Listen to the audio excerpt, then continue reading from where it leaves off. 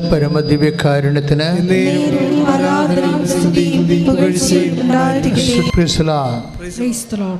നമ്മൾ ആദ്യമായിട്ട് ഇപ്പോഴ് ഉടമ്പടി ധ്യാനം ആരംഭിക്കുന്നത് ഒരു സാക്ഷ്യം വിചാരണ ചെയ്തുകൊണ്ടാണ്. നമുക്കറിയാം, സാക്ഷ്യ വിചാരണ ഉടമ്പടി ധ്യാനത്തിൻ്റെ ഒരു ഘടകമാണ്. ആ ആഴ്ചയിൽ അമ്മ ചെയ്ത കാര്യങ്ങളാണ് സാക്ഷ്യത്തിനെടുക്കുന്നത്. ഈ ആഴ്ചയിൽ നടന്ന ഏറ്റവും നല്ല സാക്ഷ്യം. എല്ലാ സാക്ഷ്യങ്ങളും നല്ലതാണ്, പക്ഷെ ചില സാക്ഷ്യങ്ങൾക്ക് ചില ഉടമ്പടി കണ്ടൻസുകൾ കൂടും.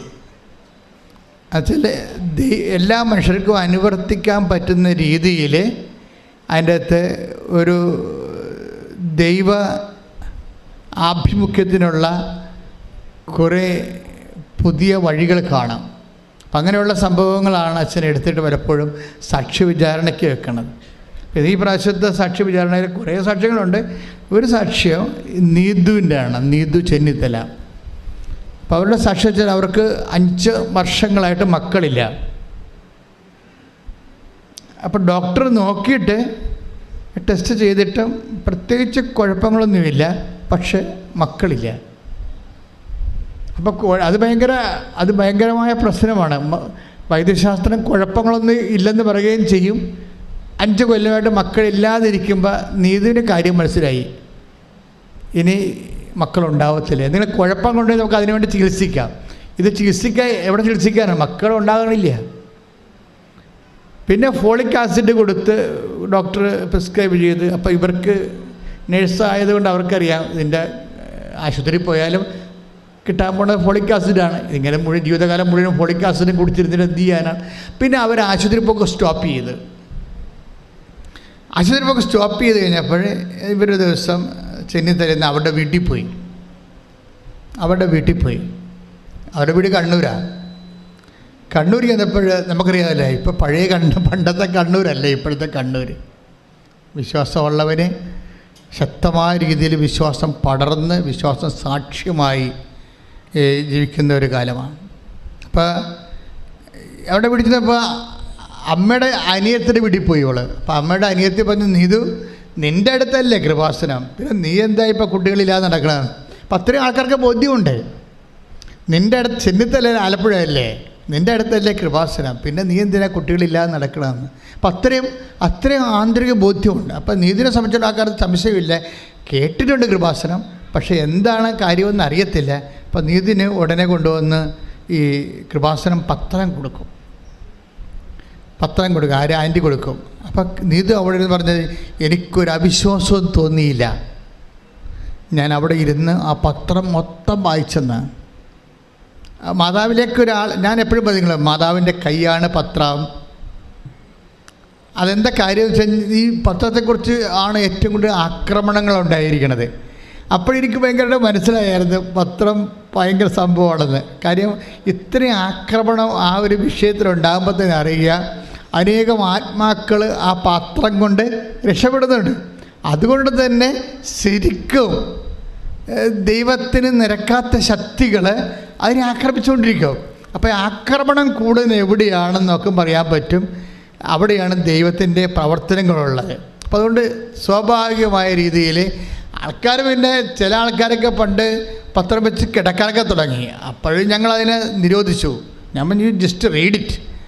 പത്രം മുഴുവനും അഭിഷേക വചനങ്ങളാണ്, പിന്നെ ജനങ്ങളുടെ അനുഭവങ്ങളും. അതാണ് പത്രം എന്ന് പറയുന്നത്. അഭിഷേക വചനങ്ങളും ജനങ്ങളുടെ ആ വചനം ജീവിതത്തിൽ അവൻ പറയണ പോലെ ചെയ്യുമ്പോൾ, ഉടമ്പടി ജീവിക്കുമ്പോൾ അവർക്കുണ്ടാകുന്ന അനുഭവങ്ങളാണ് പത്രം. വേറെ ഒന്നും അതിൻ്റെ അകത്തില്ല. പിന്നെ കൃപാസനത്തിൻ്റെ മിഷൻ വർക്കുകളുണ്ട് അതിൻ്റെ അകത്ത്. സാംസ്കാരിക വിഷനും മറ്റു വിഷനും ഒക്കെ ഉണ്ട്. അത് നമ്മളുടെ സുവിശേഷ വേലയുടെ ഭാഗമായിട്ട് വന്നിട്ടുള്ളതാണ്.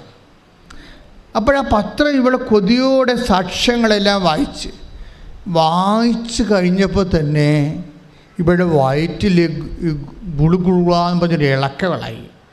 അതായത് എന്താ വെച്ചാൽ ഇവർക്ക് വിശ്വാസം ഉണ്ടായില്ല. അതാണ് പ്രശ്നം.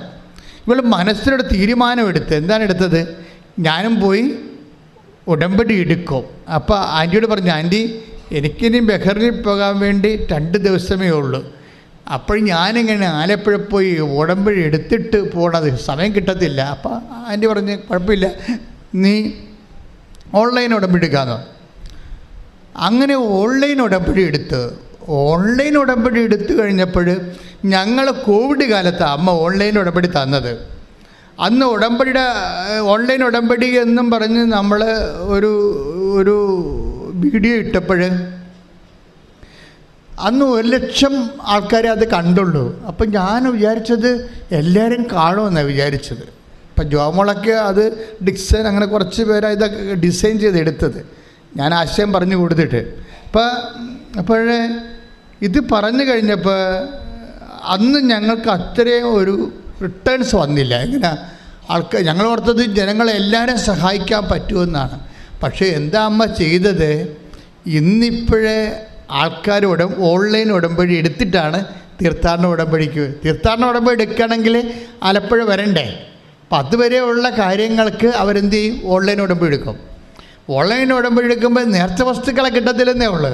പക്ഷേ ഓൺലൈൻ ഉടമ്പടി എടുത്തിട്ട് കൃത്യമായിട്ട് അവിടെ പറയണത്, ഞാൻ ഓൺലൈൻ ഉടമ്പടി എടുത്തു, എന്നിട്ട് അതിൻ്റെ പ്രാർത്ഥന കൃത്യമായിട്ട് തന്നെ ചെല്ലാൻ തുടങ്ങി, വചനങ്ങൾ വായിക്കാൻ തുടങ്ങി. അപ്പോൾ എന്നാ പറയണമെന്ന് വെച്ച് കഴിഞ്ഞാൽ, വല്ലാത്ത ഇന്ന് വരെ അനുഭവിക്കാത്തൊരു മരണകരമായ വേദനയാണ് ശരീരത്തിൽ അനുഭവിക്കണത്. അത് കഴിഞ്ഞപ്പോൾ ഒരു കഷണം വയറ്റിൽ നിന്ന് താഴേക്ക് ഒരു മാംസ കഷ്ണം, ഇതെവിടെ ഇരുന്നെന്നറിയത്തില്ല. 5 കൊല്ലം ടെസ്റ്റ് ചെയ്തിട്ട് ഒന്നും കാണാത്ത സാധനമാണ്. മാതാവ് പറിച്ചതാണ് കണ്ടത്, വയറ്റിൽ നിന്ന് പറിച്ചെടുത്ത് പുറത്ത് കളഞ്ഞു, രക്തം പോലും പൊടിയാതെ പുറത്ത് കളഞ്ഞു. അതോടുകൂടി അവർക്ക് മനസ്സിലായി ഇവിടെ എന്തോ സംഭവിക്കാൻ പോകുന്നുണ്ടെന്ന്. 1, 2, 3 ലക്ഷം രൂപ, ഇത് കണ്ടുപിടിച്ചാൽ തന്നെ 2 ലക്ഷം രൂപയുടെ ഓപ്പറേഷനാണ്. പക്ഷെ അത് ഒരു രക്തം പോലും പൊടിയാതെ കീഹോൾ പോലും അല്ലാത്ത രീതിയിൽ ഈ സംഭവം പറിച്ച് പുറത്ത് കളയും. അതിനുശേഷം ഇവർക്ക് കോൺഫിഡൻസായി, ഇനി അമ്മ ഇതിനേക്കാൾ വലിയ കാര്യങ്ങൾ ചെയ്യും. അമ്മ എനിക്ക് കുഞ്ഞിനെ തരും എന്ന് പറഞ്ഞ് ഇരിക്കുമ്പോൾ ഇവളുടെ വയറ്റിൽ മുമ്പത്തേക്കാളും വ്യത്യസ്തങ്ങളൊക്കെ വരുന്നുണ്ട്. പക്ഷേ ഇവൾക്ക് ടെസ്റ്റ് ചെയ്യാൻ പേടിയാണ്. കാര്യം പണ്ട് ഈ 5 കൊല്ലമായിട്ട് ടെസ്റ്റിംഗ് ആയിരുന്നു. എപ്പോഴും നെഗറ്റീവ് അടിച്ചിട്ട് ഹസ്ബൻഡ് പറഞ്ഞു, നീ ആ സാധനം വലിച്ചെറിയിട്ട് ഒരു ടെസ്റ്റും വേണ്ട, നമുക്ക് കൊച്ചിനെയും വേണ്ടെന്ന് പറഞ്ഞതാണ്. കാര്യം എപ്പോഴും ടെസ്റ്റിൽ നെഗറ്റീവായി. അപ്പോൾ സങ്കടമായത് കാരണം ഇതൊന്നും ടെസ്റ്റ് ചെയ്യാതിരിക്കുകയായിരുന്നു. കുറേ നാളായിട്ട് ടെസ്റ്റുമില്ല, ആശുപത്രിയില്ല, അങ്ങനെ ജീവിക്കുകയും. പക്ഷേ ഇപ്പോൾ അവൾക്ക് തോന്നി ഒന്ന് ടെസ്റ്റ് ചെയ്യാമെന്ന് തോന്നി. ടെസ്റ്റ് ചെയ്തപ്പോൾ എന്താണെന്ന് അവൾ പറയണത്, ഇതിന് ടെസ്റ്റ് ചെയ്യുമ്പോൾ നമുക്ക് അറിയാമല്ലോ, പാരൻസ് ഒരു വര കാണാം. അപ്പോൾ അവൾക്കൊരു ചെറിയൊരു പ്രതീക്ഷ വന്നു. 2 ആഴ്ച കഴിഞ്ഞപ്പോൾ ആ വര ആവർത്തിച്ച് കഴിഞ്ഞപ്പോൾ ഹസ്ബൻഡ് വിളിച്ച് പറഞ്ഞ്, ഇതൊന്ന് നോക്കിക്കുക എന്ന് പറഞ്ഞ്. അപ്പോൾ ഹസ്ബൻഡ് നോക്കിയപ്പോഴും ആ ഒരു പോസിറ്റീവായിട്ട് വരുന്നുണ്ട് സംഭവം. അയാൾ ഞെട്ടിപ്പോയി ശരിക്കും പറഞ്ഞാൽ. പിന്നെ ചെയ്തിരിക്കണമെന്ന് വെച്ച് കഴിഞ്ഞാൽ ഡോക്ടറിൻ്റെ അടുത്ത് പോയപ്പോൾ പിന്നെ 2 ആഴ്ച കഴിഞ്ഞപ്പോൾ അവർ ഡോക്ടറിൻ്റെ അടുത്ത് പോയപ്പോൾ ഡോക്ടർ ടെസ്റ്റ് ചെയ്തപ്പോൾ ഈ ഓൺലൈൻ ഉടമ്പടി എടുത്ത ദിവസവും നോക്കുമ്പോൾ 1 മാസമാണ്. അപ്പോൾ ആ കുഞ്ഞിന് 1 മാസം വയറ്റി പ്രായമുണ്ട്. ശ്രുതികട കൃപാസന അമ്മയുടെ അനുഗ്രഹങ്ങൾക്കെല്ലാം അത് മരിയൻ ബ്ലെസ്സിങ് ആണെന്നറിയാൻ വേണ്ടി അമ്മയുടെ സീലുണ്ടാവും എപ്പോഴും. അത് അമ്മ തന്നതാണ്, ഉടമ്പടി പ്രകാരമാണെന്നറിയാൻ വേണ്ടി ഒരു മരിയൻ സീലുണ്ടാവും. മിക്ക സാക്ഷ്യം നോക്കി കഴിഞ്ഞാൽ മരിയൻ സീൽ കാണാൻ പറ്റും. ഇതിനകത്ത് വരുന്ന വെച്ച് കഴിഞ്ഞാൽ അവൾ പ്രസവിച്ചത് മെയ് 13-ാം തീയതിയാണ്. അതായത് മാതാവ് ഫാത്തിമയിൽ പ്രത്യക്ഷപ്പെട്ട ദിവസം. ശ്രുതികടേ ഹല്ലേലൂയ.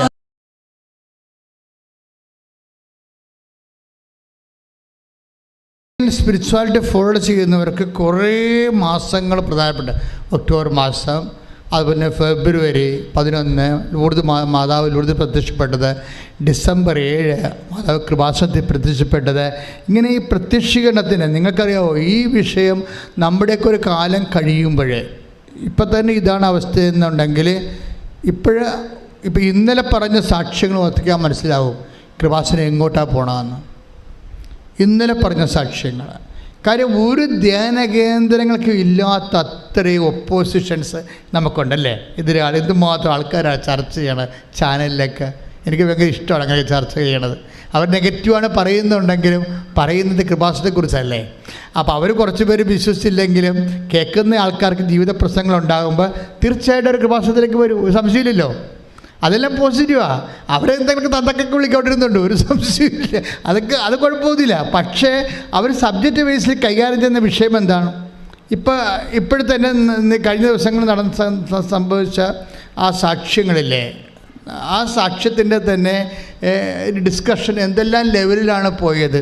പക്ഷേ ആ സാക്ഷ്യങ്ങളെല്ലാം കഴിയുമ്പോൾ കമ്പിത്തിരി കത്തിക്കണ പോലെയാണ്. കമ്പിത്തിരിയുടെ മരുന്നെല്ലാം കത്തിച്ചതെല്ലാം ഭംഗിയായിട്ട് കഴിയുമ്പോൾ ഒരു കമ്പി അവശേഷിക്കും അല്ലേ? അതുപോലെ കൃപാസനത്തെ എങ്ങനെ വിമർശിച്ചാലും അവസാനം കൃപാസനവും മാതാവും അവശേഷിക്കും.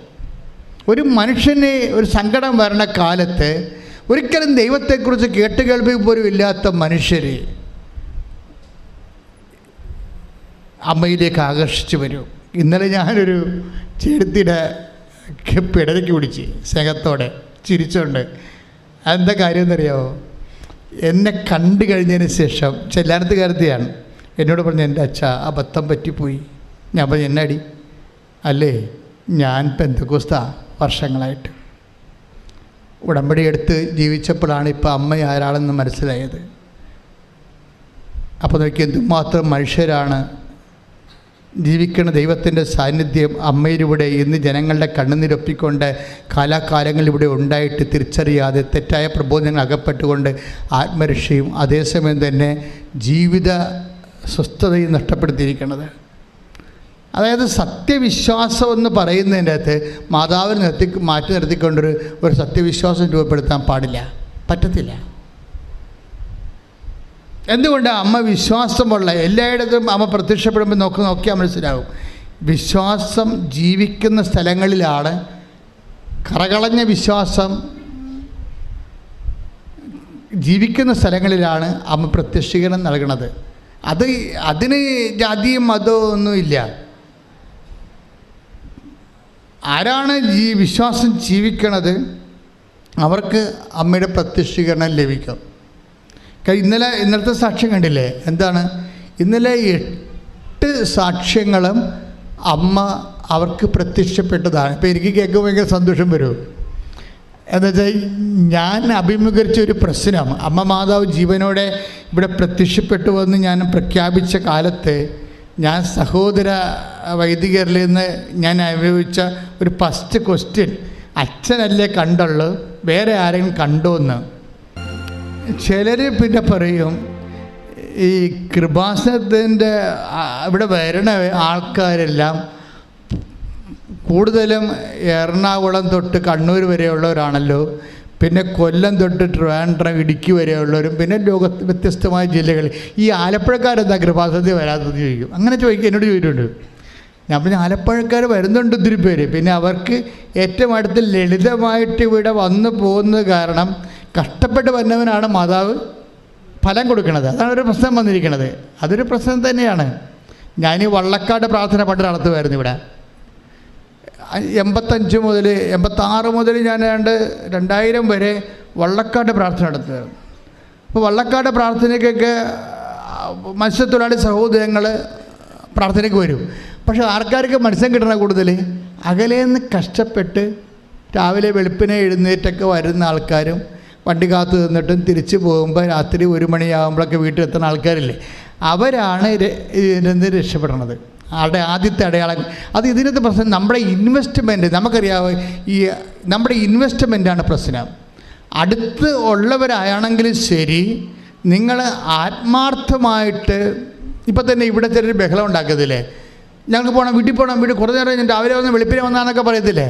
ചേച്ചി എപ്പോഴാണ് ചേട്ടൻ്റെ വീട് എവിടെയാണ്? എൻ്റെ വീട് ആലപ്പുഴ. കൊള്ളാം. അപ്പോൾ കാസർഗോഡുകാരോട് നിൽക്കണേ, അവർക്കൊരു പ്രശ്നമില്ല.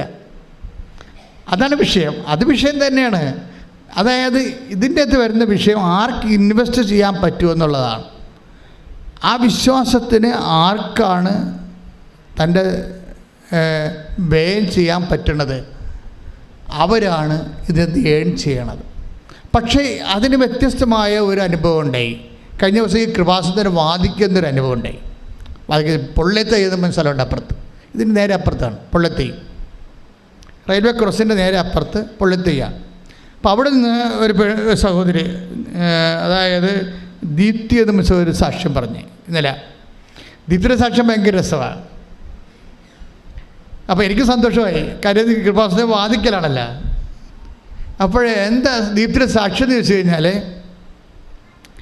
ദീപ്തി ഒരു മലയാള സ്റ്റുഡൻ്റാണ്, മലയാളം മീഡിയത്തിൽ പഠിച്ച ആളാണ്.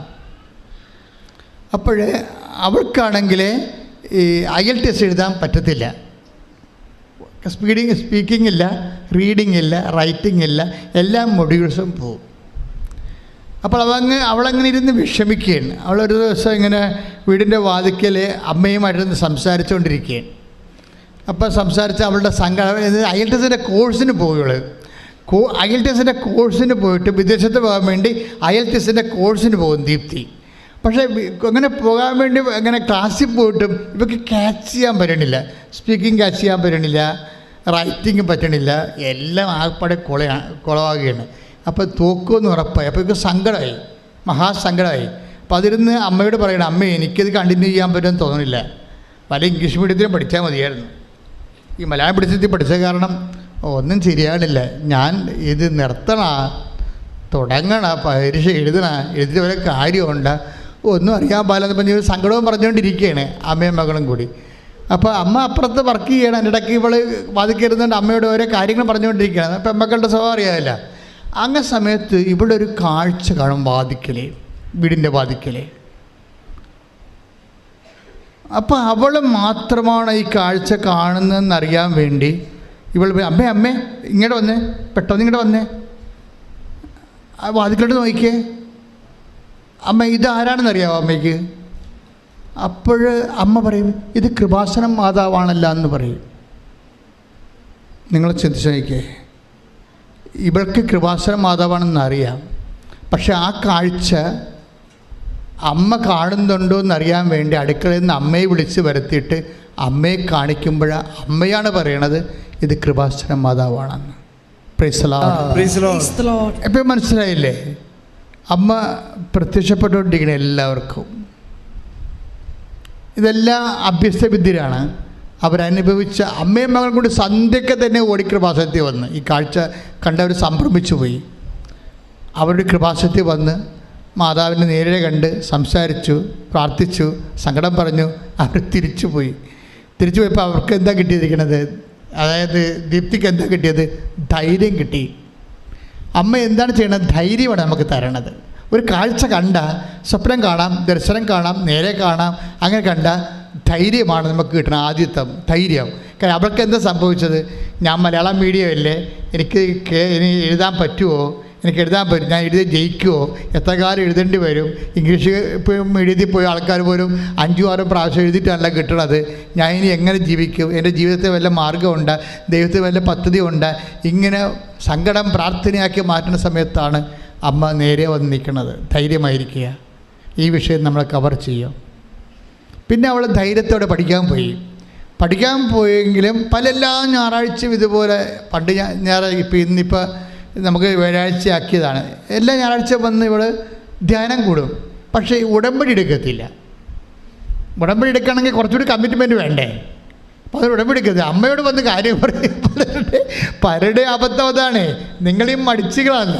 അതുകൊണ്ട് അമ്മയോട് വന്ന് കാര്യം പറഞ്ഞിട്ട് പോകും. പക്ഷേ ഇവൾ IELTS തോറ്റപ്പോൾ മനസ്സിലായി, ഞാൻ എപ്പോഴും പോയി അമ്മയടുത്ത് പോയി കാര്യം പറയും, പക്ഷെ ഞാൻ ഉടമ്പടി എടുത്തില്ലല്ലോ. അതായത് ഉടമ്പടി എന്ന് പറഞ്ഞാൽ നമ്മൾ കാര്യം പറഞ്ഞ പോലെ കാര്യമല്ല. ഉടമ്പടി വേറെ വിഷയമാണ്. ഉടമ്പടി എടുത്ത് കഴിയുമ്പോൾ നമ്മൾ സീരിയസ് ആയെന്നർത്ഥം. നമ്മൾ ദൈവത്തിൻ്റെ മുമ്പിൽ സീരിയസ് ആയി. പിന്നെ നമ്മളൊരു കക്ഷി, ദൈവം ഒരു കക്ഷി. നമ്മൾ ദൈവം നിബന്ധന വെക്കുന്നു, നമ്മൾ നിറവേറ്റാൻ തയ്യാറാകുന്നു, ദൈവം നമ്മുടെ നിയോഗത്തെ ഹോണർ ചെയ്യുന്നു. പിന്നെ ദൈവമായിട്ട് സഞ്ചാരമാണ് ശരിക്കും പറഞ്ഞാൽ. ഉടമ്പടി എന്ന് പറയുന്നത് ഒരു സഹസഞ്ചാരമാണ് ദൈവമായിട്ട്. അത് അമ്മയായത് കാരണം എല്ലാവർക്കും അത് ഫീൽ ചെയ്യുന്നുണ്ട്. അപ്പോൾ ഒന്ന് ഉടമ്പടി എടുത്തിട്ട് കൃത്യമായിട്ട് ഉടമ്പടി എടുത്തിട്ട് അവൾ പറയണത് എൻ്റെ ജീവിതം തന്നെ ഉടമ്പടി മാറ്റിക്കളഞ്ഞെന്നാണ്. എന്താണ് പറയണത്? എന്താ പ്രശ്നം വെച്ചാൽ ഉടമ്പടി എടുത്ത് കഴിഞ്ഞപ്പോൾ 1/2 മണിക്കൂറല്ല വചനം വായിക്കേണ്ടത്.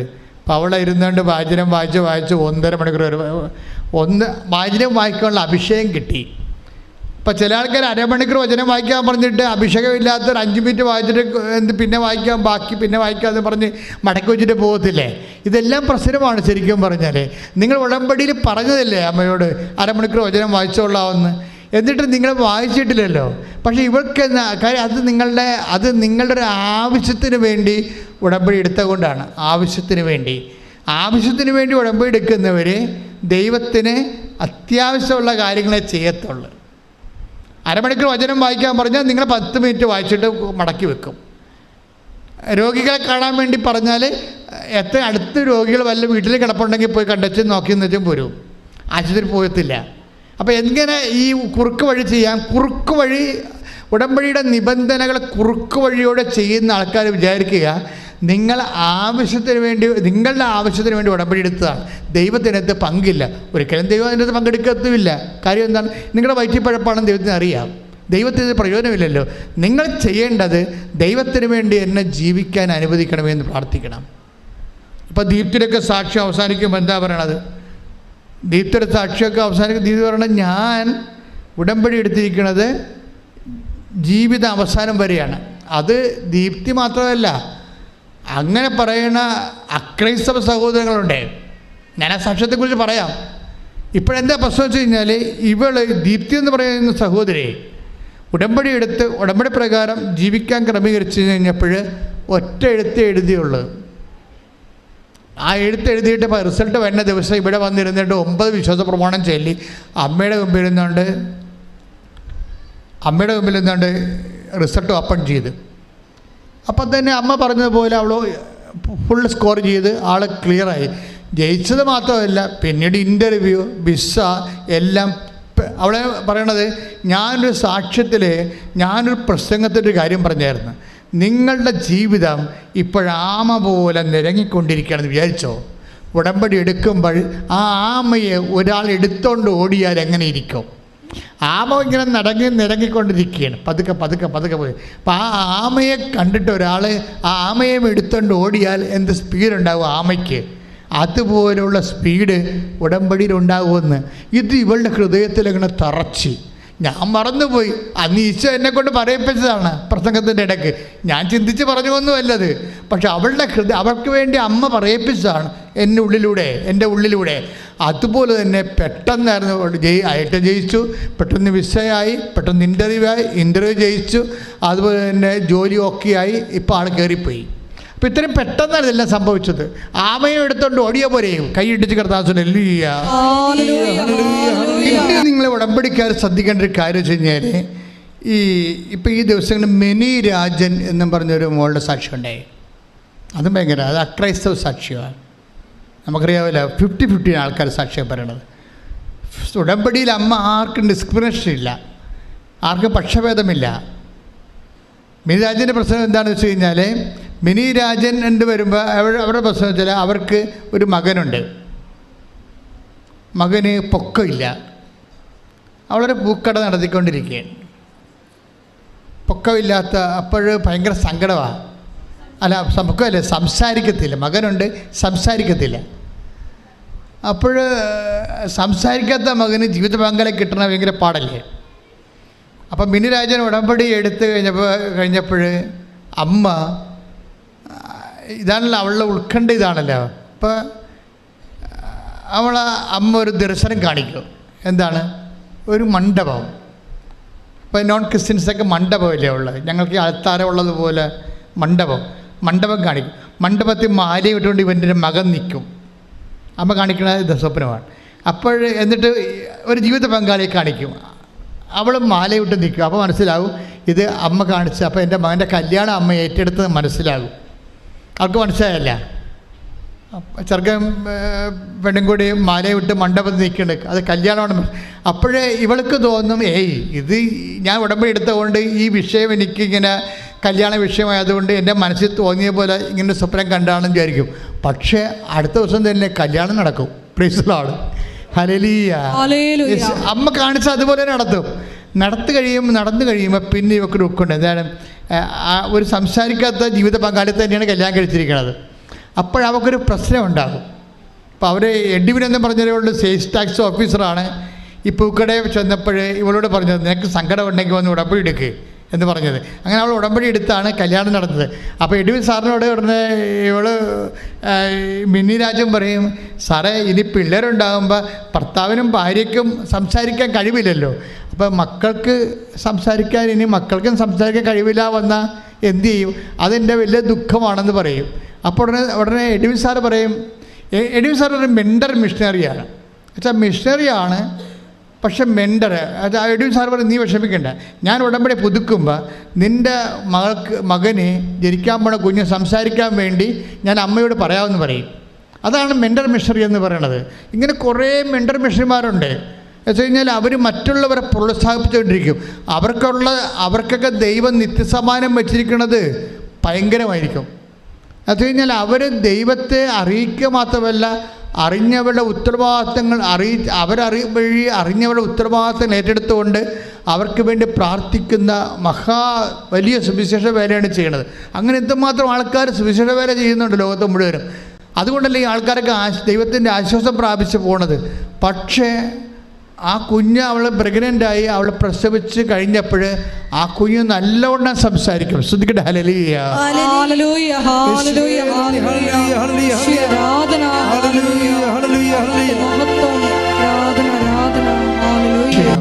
അതായത് നമ്മൾ ഉടമ്പടി എടുക്കുമ്പോൾ നമ്മളുടെ ഒരു കാര്യം കണ്ടു കഴിയുമ്പോൾ നമ്മൾ സ്റ്റോപ്പ് ചെയ്യും.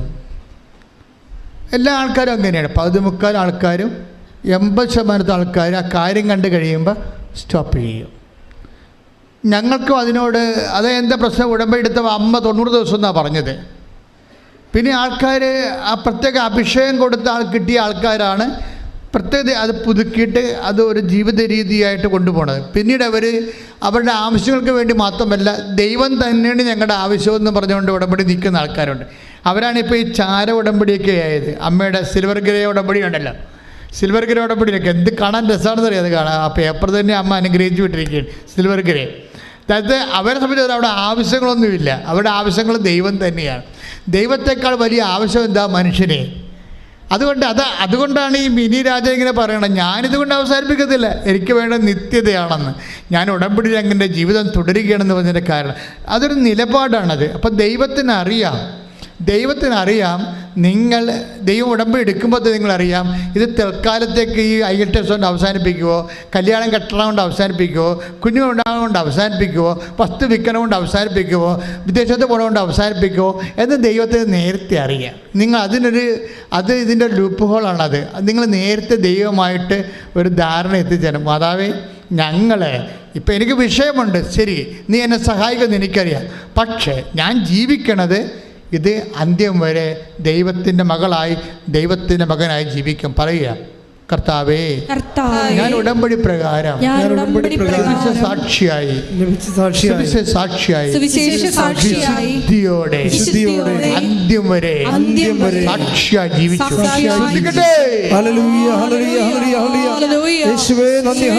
ഉടമ്പടി എങ്ങനെയാണ് നിങ്ങൾ അതിൻ്റെ നിലപാട്, നയം, സമീപനം അതൊക്കെ അർത്ഥവത്തായിട്ട് അറിഞ്ഞു കഴിഞ്ഞാൽ നമ്മൾ ഇതുകൊണ്ട് ഒത്തിരിയേറെ നമ്മളതിൻ്റെ നിലനിൽക്കും. ഇപ്പം മിനി രാജ്യം പറഞ്ഞ എന്താണ്? എനിക്ക് നിത്യതയാണ് വേണ്ടതെന്ന് പറയും. അതുകൊണ്ട് ഞാൻ അവസാനിപ്പിക്കാൻ തീരുമാനിക്കുന്നില്ല. കാരണം അത് പരിശുദ്ധാത്മാവ് അവരോട് പറയണതാണ്. നീ നിൽക്കുക, നിനക്ക് ഞാൻ നിത്യത തരും. അല്ലെങ്കിൽ അവൾക്കങ്ങനെ പറയാൻ പറ്റത്തില്ല. പരിശുദ്ധാത്മാവ് ഇവിടെ സിൻസിയറിറ്റി കണ്ടിട്ട്, സത്യസന്ധത കണ്ടിട്ട്, വസ്തുവിനെ അടിസ്ഥാനപ്പെടുത്തിയല്ല, വിഷയത്തെ അടിസ്ഥാനപ്പെടുത്തിയല്ല, ദൈവത്തെ അടിസ്ഥാനപ്പെടുത്തിയാണ് ഇവിടെ കരുക്കൾ നീക്കണമെന്ന് മനസ്സിലാക്കി കഴിഞ്ഞപ്പോൾ പരിശുദ്ധാത്മാവ് കൊടുത്ത നോട്ടാണത്. എന്താണ്? നിനക്ക് ഞാൻ നിത്യത അവകാശമാക്കി തരും, നീ നിലനിൽക്കാൻ പറയും, നീ നിൽക്കാൻ പറയും.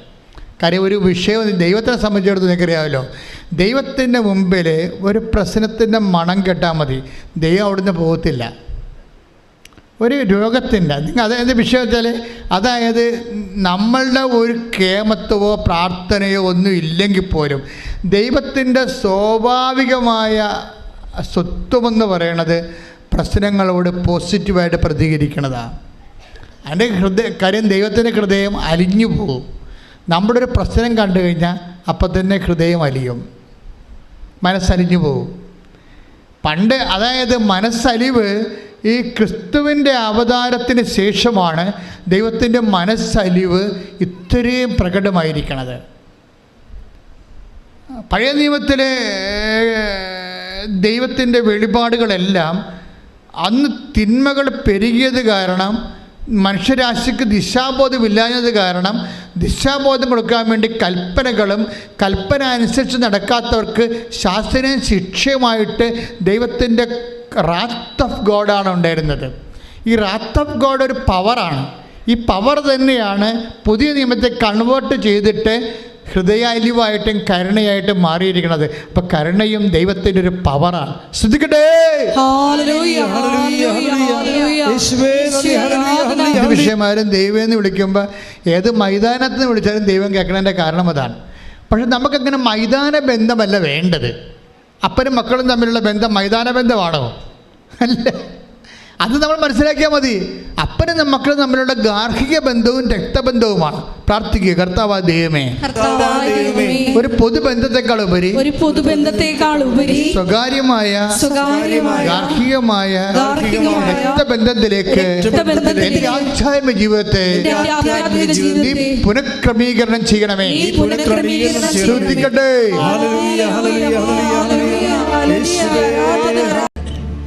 അവൻ നഗര കവാടത്തിനടുത്തെത്തിയപ്പോൾ പറഞ്ഞേ, അവൻ നഗര കവാടത്തിന് അടുത്തെത്തിയപ്പോൾ മരിച്ചുപോയ ഒരുവനെ ചിലർ എടുത്തുകൊണ്ട് വരുന്നത് കണ്ടു. ഒരു വിധവയുടെ ഏകപുത്രനായിരുന്നു അവൻ. പട്ടണത്തിൽ നിന്ന് വലിയൊരു ജനക്കൂട്ടവും അവളോടൊപ്പം ഉണ്ടായിരുന്നു. അവളെ കണ്ട് മനസ്സലിഞ്ഞ് കർത്താവ് അവളോട് പറഞ്ഞു, കരയേണ്ട. അവൻ മുന്നോട്ട് വന്ന് ശവമഞ്ചത്തിന്മേൽ തൊട്ടു. അത് വഹിച്ചിരുന്നവർ നിന്നു. അപ്പോൾ അവൻ പറഞ്ഞു, യുവാവേ, ഞാൻ നിന്നോട് പറയുന്നു, എഴുന്നേൽക്കുക. മരിച്ചവൻ ഉടനെ എഴുന്നേറ്റിരുന്നു. അപ്പോഴ് മരിച്ചവനെ ഉയർപ്പിക്കുന്ന കർത്താവിൻ്റെ ജീവിതത്തിലെ ഏറ്റവും പ്രധാനപ്പെട്ട ഒരു അനുഭവമാണിത്. നിങ്ങൾക്കറിയാമല്ലോ, ഇതിന് ആരും പ്രേയർ എഴുത്തില്ല. പ്രേരിച്ചോ? ആ വിധവ കരഞ്ഞ് പറഞ്ഞോ, കർത്താവ് എൻ്റെ മകനെ ഉയർപ്പിക്കണമെന്ന് പറഞ്ഞോ? ഇല്ല, പറഞ്ഞില്ല. ദൈവത്തിൻ്റെ സ്വാഭാവികമായ ഒരു ഇത് മനുഷ്യൻ്റെ പ്രശ്നങ്ങളോടും കണ്ണുനീരിനോടും നേരിട്ട് ആരും പറയാതെയും ചോദിക്കാതെയും പ്രാർത്ഥിക്കാതെയും തന്നെ ഇൻട്രാക്ട് ചെയ്യുന്ന സ്വഭാവമാണ്. സ്വാഭാവികമായി അതിനോട് പ്രതികരിക്കുന്ന സ്വഭാവമാണ് ദൈവത്തിനുള്ളത്. ഇതാണ് മനസ്സരിവെന്ന് പറയണത്. അപ്പം അതുപോലെ അത് നമ്മൾ മനസ്സിലാക്കുക. അതേ പക്ഷേ ഇത് അതുകൊണ്ടാണ് പല കാര്യങ്ങളും നമ്മൾ എവിടെ ഇരുന്ന് പറഞ്ഞാലും ദൈവം കേൾക്കും. ഒരു പ്രശ്നവും ഇല്ല അതിൻ്റെ അകത്ത്. പിന്നെ നമ്മൾ എന്താണ് ഉടമ്പടി എടുക്കണമെന്ന് വെച്ച് കഴിഞ്ഞാൽ നമ്മൾക്ക് ഈ മൈതാന ബന്ധം പോരാതെ വരുമ്പോഴാണ്.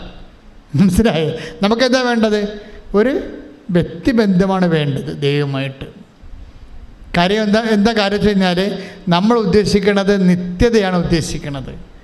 അല്ലാതെ എന്തെങ്കിലും ഒരു വസ്തുവിനോ വിഷയത്തിനോ ദൈവം ഇടപെട്ടിട്ട് ഒരു ഭൗതിക ആനുകൂല്യം കിട്ടിയിട്ട് ജീവിച്ച് പോണ താൽക്കാലിക ബന്ധമല്ല. നമുക്ക് വേണ്ട എന്താണ്? നിത്യതയുടെ ബന്ധമാണ്. അതുകൊണ്ടാണ് നമ്മൾ സ്വകാര്യ ബന്ധം ഉണ്ടാകണമെന്ന് പറയണത്. ശ്രദ്ധിക്കട്ടെ, ഹല്ലേലൂയ. അപ്പോൾ നമ്മൾ ദൈവത്തിൻ്റെ സ്വകാര്യ ബന്ധത്തിലേക്ക് വരുമ്പോൾ നമ്മൾ എന്താ ചെയ്യുക? അവിടെയാണ് നമ്മുടെ സൽപ്രവൃത്തി ശുശ്രൂഷയൊക്കെ വരണത്. നമ്മൾ എന്തുമാത്രം സൽപ്രവൃത്തിയാണ് ഉള്ളത്. മൈതാനത്ത് നിന്ന് പ്രാർത്ഥിക്കുക മുടക്കമൊന്നുമില്ലല്ലോ. അപ്പോൾ ദൈവമായിട്ട് നമുക്ക് സ്വകാര്യ ബന്ധം ഉണ്ടാകുന്നില്ല. നമുക്ക് ക്ലെയിമുമില്ല. എന്നാ ക്ലെയിം നമുക്കുണ്ട്? ഉടമ്പടിയിലാകുമ്പോൾ നമുക്ക് ക്ലെയിമുണ്ട്. നമുക്കറിയാം, ക്ലെയിം എന്ന് പറയുന്നത് മെരിറ്റാണ്. ഈ ദിവസങ്ങളിൽ ക്ലെയിം ഉണ്ടായിട്ട് പോലും രക്ഷപ്പെടാഞ്ഞ ഒരു ഡോക്ടർ സാക്ഷ്യം പറഞ്ഞു. ഡോക്ടർ ദേവിയുടെ സാക്ഷ്യം കിടപ്പുണ്ട് നമ്മുടെ ഈ ദിവസങ്ങളിൽ പറഞ്ഞതാണ്. ഡോക്ടർ ദേവിയുടെ പ്രശ്നമുണ്ട്, അവർക്ക് ക്ലെയിം ഉണ്ട്. നല്ല 23 അവർ ഒരു ഫിസിയോളജി അതായത് ഹ്യൂമൻ ബോഡിയുടെ ഫിസിഷ്യനാണ് അവർ. പക്ഷേ അവർക്ക് ഒരു അവർ കോളേജിൽ പഠിപ്പിക്കുകയാണ്, ഗസ്റ്റ് ലെക്ചറായിട്ട് പഠിപ്പിക്കുകയാണ്. എത്ര കൊല്ലമായി? 23 കൊല്ലം. 23 കൊല്ലം ഒരു കോളേജിൽ ഒരു ഡോക്ടർ ഗസ്റ്റ് ലെക്ചറായിട്ട് പഠിപ്പിക്കുകയാണ്. ഡോക്ടർ ദേവി. കുറേ നാൾ കഴിഞ്ഞപ്പോൾ അവൾക്ക് മനസ്സിലായി ഇനിയിപ്പോൾ കുറച്ച് കഴിയുമ്പോൾ റിട്ടയർഡ് ആവും. 23 കൊല്ലം പഠിപ്പിക്കാൻ തുടങ്ങിയതാണ്. ഇത് ഇപ്പോഴും പെർമനൻ്റ് ആക്കിയിട്ടില്ല ആ കോളേജിൽ. അപ്പോഴവർ ആരോ പറഞ്ഞിട്ട് ഉടമ്പടി എടുക്കും. ആരോ പറഞ്ഞ് ഇവിടെ വന്ന് ഉടമ്പടി എടുക്കും. ഉടമ്പടി എടുത്ത് കഴിയുമ്പോൾ അവരവിടെ പ്രിൻസിപ്പൾ വിളിക്കും. എന്താ വിളിക്കുന്നത് വെച്ച് കഴിഞ്ഞാൽ, നിങ്ങൾക്ക് വേറെ കോളേജ് വല്ല നോട്ടം ഉണ്ടോ, അതോ ഈ കോളേജിൽ തന്നെ പെർമനൻ്റായിട്ട് തുടരാൻ താല്പര്യമുണ്ടോ എന്ന് ചോദിക്കും. അപ്പോൾ ഡോക്ടർ ദേവി പറയും, ഞാൻ പെർമനൻ്റായിട്ട് തുടരാൻ താല്പര്യമുണ്ട്, കോളേജിൻ്റെ കരിക്കുലത്തിൻ്റെ ഭാഗമാകാൻ താല്പര്യമുണ്ടെന്ന് പറയും. പക്ഷേ എന്നിട്ട് ഉടനെ ഇവരെ പെർമനൻ്റ് ലെക്ചറാക്കി അവർ അപ്പോയിൻറ്റ് ചെയ്യും. 23 വർഷം നടക്കേണ്ടത്. അതായത് 23 വർഷം ഗസ്റ്റ് ലെക്ചറാണ്. വന്നും പോയി പഠിപ്പിച്ചുകൊണ്ടിരുന്ന ആളാണ്. അപ്പോൾ ഈ ഡെയിലി വേജസ് പോലെ കിട്ടത്തുള്ളൂ ഗസ്റ്റ് ലെക്ചർമാർക്ക്. അപ്പം അതിൻ്റെ ശമ്പളം കിട്ടത്തില്ല. ഉടമ്പടി എടുത്ത ഉടനെ അതല്ല പ്രശ്നം. ഡോക്ടർ ദേവി പറയണത്, ഞാൻ ഉടമ്പടി എടുത്ത നിമിഷം തന്നെയാണ് അവിടെ പ്രിൻസിപ്പളും മാനേജറുമൊക്കെ എൻ്റെ പഴയ ഹിസ്റ്ററി ചകഞ്ഞത്. അതാണ് ഞാൻ മുമ്പ് പറഞ്ഞത്, മരിയൻ സൈൻ. എല്ലാത്തിലും ഒരു മരിയൻ സ്റ്റിഗ്മാത്ത ഉണ്ടാകും. അതായത് മരിയൻ അടയാളങ്ങൾ കാണും. അത് അമ്മ തന്നെ ചെയ്തു തന്നാണെന്ന് നമുക്ക് ബോധ്യപ്പെടുന്ന രീതിയിൽ അമ്മ അനുഗ്രഹിക്കത്തുള്ളത്. അപ്പോൾ അവരോട് പറഞ്ഞിട്ട്, ഞാൻ ഉടമ്പടി എടുത്ത ആ മണിക്കൂറും അവർ എൻ്റെ പഴയ ഫയലുകൾ നോക്കി. ഫയൽ നോക്കിയപ്പോൾ ഇവർക്ക് റിമാർക്സൊന്നുമില്ല. എന്താ പ്രശ്നം വെച്ച് കഴിഞ്ഞാൽ, ഇവരെയും മെറിറ്റുള്ള ആളാണ്. പക്ഷേ അവർക്ക് കൂടി താല്പര്യം വരണ്ടേ. അപ്പോയിൻമെൻറ്റ് ചെയ്യുന്നവർക്ക് നമ്മുടെ മെറിറ്റ് ഉണ്ടെന്ന് പറഞ്ഞ് നമുക്ക് ക്ലെയിമില്ല. അത് അവർക്ക് കൂടി താല്പര്യം വേണം. ഇപ്പം നമ്മൾ സഹകരണ സംഘത്തിലൊക്കെ പോയി പ്രൈവറ്റ് സംഘങ്ങളിലൊക്കെ ചെന്നുള്ള പ്രൈവറ്റ് ആയിട്ടുള്ള ഇൻസ്റ്റിറ്റ്യൂഷനിലൊക്കെ ചെല്ലുമ്പോൾ അതിൻ്റെ ബോർഡൊക്കെ നിങ്ങൾക്ക് താല്പര്യം ഉണ്ടാകണം. മെറിറ്റ് ഉണ്ടായിട്ട് മാത്രം കാര്യമില്ല. അതുപോലൊരു അവസ്ഥയാണ് ഇവർക്ക് വന്നിരിക്കുന്നത്. പക്ഷേ ഉടമ്പടി എടുത്തോടുകൂടി അമ്മ പഴയ ഫയലെല്ലാം എടുപ്പിച്ചിട്ട് ഈ ആളെ മാർക്ക് ചെയ്ത് അവരുടെ മുമ്പിൽ അവതരിപ്പിക്കും. ഇത് വേണമെങ്കിൽ അമ്മ നേരിട്ട് പോയി ഫയലെടുത്ത് കളയും. അങ്ങനെയാണ് ഇപ്പോൾ അവർ സാക്ഷ്യം പറയണത്. പെട്ടെന്ന് അവരെ ദിവസങ്ങൾക്കുള്ളിൽ അവരെ പെർമനൻ്റായിട്ട് അവരെ അതിൽ അപ്പോയിൻറ്റ് ചെയ്യും. അവർ അസിസ്റ്റൻറ്റ് പ്രൊഫസറായിട്ട് അപ്പോയിൻറ്റ് ചെയ്യും. അവർ പറയുന്ന സാക്ഷ്യം, അവർ ഇൻ്റലക്ച്വൽ ലേഡിയാണ്, അവരൊരു ലേണർ ലേഡിയാണ്. അവരാ ഉടമ്പടിയെ സമീപിക്കുന്ന രീതി കണ്ടില്ലേ? എന്തുകൊണ്ടാണ് ഇത്ര ഇൻ്റലക്ച്വൽ? ഇപ്പം അവരുടെ കയ്യിൽ തന്നെ കയ്യിൽ ഭയങ്കര വർഷങ്ങൾ പഴക്കമുള്ള ഒരു പരുവുണ്ട്. അതിങ്ങനെ പഴുത്തും നീര് വന്നും ഒക്കെ ഇരിക്കുകയാണ്.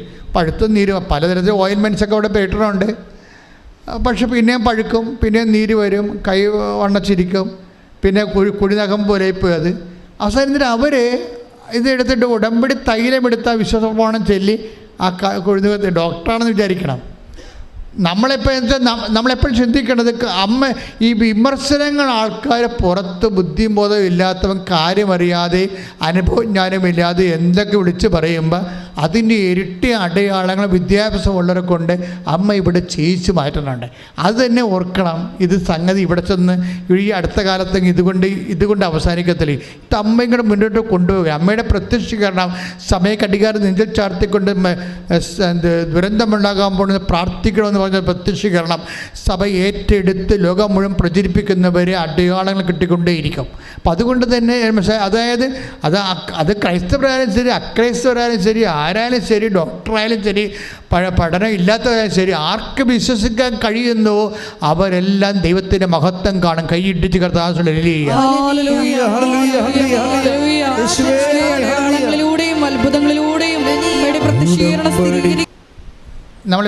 നമ്മൾ സംസാരിച്ചുകൊണ്ടിരിക്കുന്ന വിഷയം ഉടമ്പടിയുടെ നയം, നിലപാട്, സമീപനമാണ്. നിങ്ങൾ ഉടമ്പടിയോട് കാര്യമാത്ര പ്രസിദ്ധമായ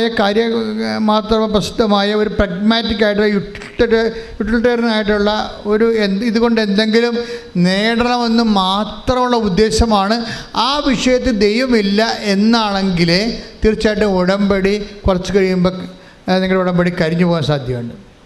നിങ്ങൾക്കിതിനെ എപ്പോഴും ഫ്ലഷായിട്ട് എവർഗ്രീൻ ഫുൾ ഓഫ് സാപ്പായിട്ട് നിർത്തണമെന്നുണ്ടെങ്കിൽ നിങ്ങൾക്ക് നിത്യതയെക്കുറിച്ചുള്ള കൺസെപ്റ്റ് ഉണ്ടാകണം. നിത്യതയെക്കുറിച്ച്. കാര്യം ഇത് 90 ദിവസം കൊണ്ട് അവസാനിക്കണമല്ല. ഞാനും ദൈവവും തമ്മിലുള്ള ബന്ധം, ഞാൻ വിശുദ്ധിയിലും ബൈബിൾ വായനയിലും അതുപോലെ തന്നെ രോഗികളെ കാണുന്നതിലും പരസ്നൊക്കെ ഉപപ്രവർത്തനങ്ങളിലും ഞാൻ എൻ്റെ ജീവിതത്തിൻ്റെ ശൈലിയാക്കി മാറ്റിക്കൊണ്ട് ദൈവമായിട്ടൊരു നിത്യ ഉടമ്പടി ജീവിക്കുക എന്നുള്ളൊരു ബോധം ഉണ്ടാക്കിയെടുത്താൽ ഉടമ്പടി ഇങ്ങനെ പുഷ്കലമായി അങ്ങനെ നിന്നോളും. അതായത് വളരെ എവർഗ്രീനായിട്ട് നിൽക്കും.